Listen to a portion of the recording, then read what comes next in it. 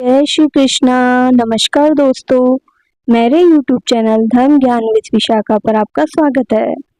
दोस्तों, शनिवार 1 नवंबर को देवउठनी एकादशी मनाई जाएगी।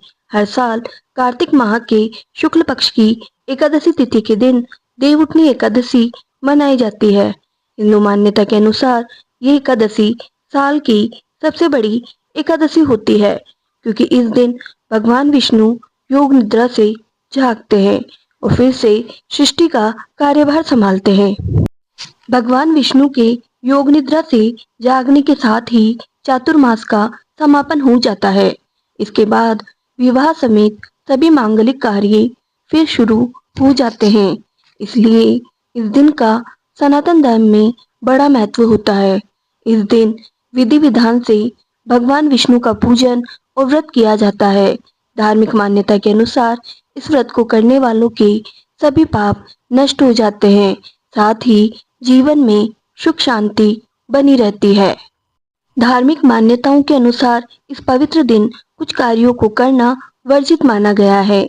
यदि आप भूल से भी ये काम करते हैं तो माना जाता है कि इससे जीवन में कई तरह की परेशानियां आ सकती है। आइए इस वीडियो में जानते हैं कि देवउठनी एकादशी के दिन आपको किन कार्यों को करने से बचना चाहिए। वैदिक पंचांग के अनुसार कार्तिक मास के शुक्ल पक्ष की एकादशी तिथि 1 नवंबर को सुबह में 9:12 पर आरंभ हो रही है, जो कि 2 नवंबर को शाम 7:32 पर समाप्त होगी। ऐसे में देवउठनी एकादशी का व्रत गृहस्थ लोग 1 नवंबर को और वैष्णव संप्रदाय के लोग 2 नवंबर को रखेंगे। नंबर 1, दोस्तों, पूजा पाठ में चावल का विशेष महत्व होता है। माना जाता है कि एकादशी के दिन चावल का सेवन करने से पूजा पाठ व्रत का फल निष्फल हो जाता है और श्रद्धालु पाप का भागी बनता है। एकादशी के दिन चावल खाना सख्त मना होता है। ऐसी मान्यता है कि इस दिन चावल खाने से व्यक्ति अगले जन्म में कीड़े की योनि में जन्म लेता है।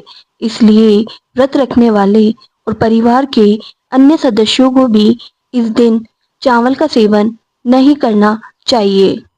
नंबर 2, देवउठनी एकादशी के विशेष होने का एक कारण इस दिन तुलसी और शालिग्राम विवाह होना है। तुलसी माता भगवान विष्णु की प्रिय है और इस दिन वे स्वयं भी भगवान विष्णु के लिए व्रत रखती है। इसलिए इस दिन तुलसी के पत्ते नहीं तोड़ने चाहिए।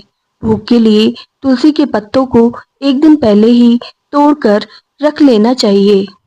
नंबर 3, धार्मिक मान्यताओं के अनुसार एकादशी व्रत के दिन में सोना वर्जित माना गया है। जो लोग व्रत नहीं भी कर रहे हैं उन्हें भी इस दिन में नहीं सोना चाहिए। इस शुभ दिन भगवान विष्णु की प्रतिमा या तस्वीर के सामने बैठकर भजन कीर्तन और जागरण करना शुभ माना जाता है। नंबर 4, एकादशी व्रत के सबसे महत्वपूर्ण नियमों में से एक है अनाज, दाल, चावल या मांसाहारी भोजन का सेवन न करना। शास्त्रों में वर्णित है कि इस दिन अनाज में राक्षस निवास करते हैं और इन्हें खाने से व्रत का पुण्य नष्ट हो जाता है।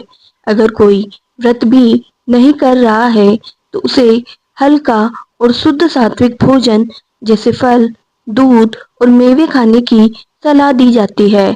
इस दिन शराब या तंबाकू का सेवन भी अत्यंत अशुभ माना जाता है। नंबर 5, देवउठनी एकादशी मन और आत्मा को शुद्ध करने का दिन है। क्रोध, वाद विवाद, ईर्ष्या या गपशप में लिप्त होना आपके आध्यात्मिक ऊर्जा को भंग कर सकता है और व्रत के पुण्य को नष्ट कर सकता है। हिंदू शास्त्रों में भक्तों को शांत रहने, क्षमा करने और भगवान विष्णु के नाम का जाप करने पर ध्यान केंद्रित करने का सुझाव दिया गया है। आध्यात्मिक शांति के लिए विष्णु सहस्त्रनाम या भागवत गीता का पाठ करने की अत्यधिक अनुशंसा की जाती है। नंबर 6, दोस्तों, एकादशी के दिन पान खाने से बचना चाहिए।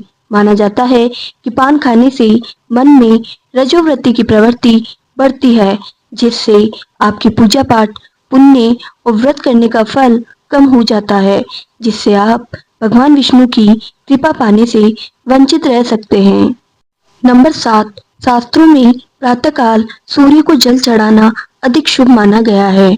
माना जाता है कि सूर्य को जल चढ़ाने से बुद्धि और तेज में वृद्धि होती है, लेकिन देवउठनी एकादशी के दिन भगवान सूर्य के चढ़ाने वाले जल में चावल न डालकर केवल जल चढ़ाएं। अगर आप ऐसा नहीं करते हैं तो आप भगवान विष्णु और सूर्य देव की कृपा से वंचित हो जाएंगे और आपके घर में आर्थिक समस्याएं होने लगेगी। नंबर 8, दोस्तों, कुछ चीजें ऐसी होती है जिन्हें देवउठनी एकादशी को खाने और खरीदने से बचना चाहिए। एकादशी पर मसूर, चना और उड़द की दाल, गोभी, गाजर, शलगम और पालक ये सब्जियां खाने से बचना चाहिए, क्योंकि ये सब चीजें तामसिक भोजन की श्रेणी में आती है, जिससे व्यक्ति भगवान विष्णु की कृपा से वंचित रह सकता है।